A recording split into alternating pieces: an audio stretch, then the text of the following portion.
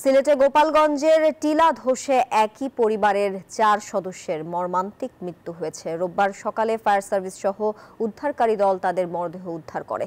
এদিকে নিহতদের পরিবারের জন্য তাৎক্ষণিক ৮০,০০০ টাকা ও দাফন কাফনের দায়িত্ব নিয়েছে জেলা প্রশাসন।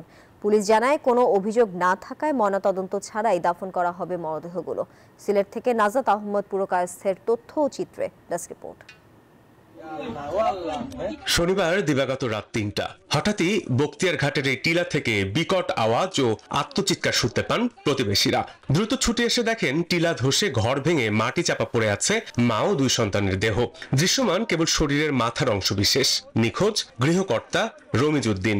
উঠিয়া দেখি শীর্ষে গেছি, বারিন্দাত গেছি, কাফন ফালাই দৌড়িয়ে উঠালে বাড়িয়া পাইছি তারা খান্দিরা খান্দা হলে তার সাইজের মাটির তোলে। আমরা চেষ্টা করছি যে উদ্ধার করার, পারছি না। ছেলে মেয়ে আর মার মাতালা করছেন আর ইয়া জালির টাইম ভিতরে আসলে টুকে পারবেন আর ফায়ার সার্ভিস ইয়া যে করছেন।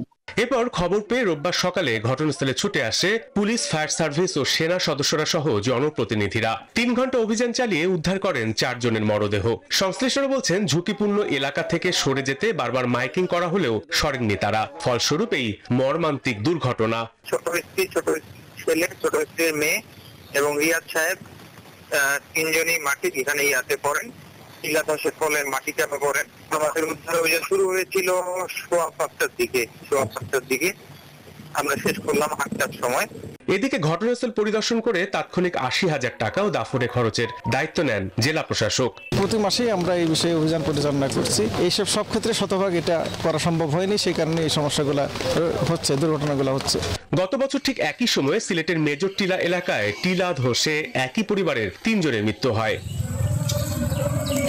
Desk report, news 24।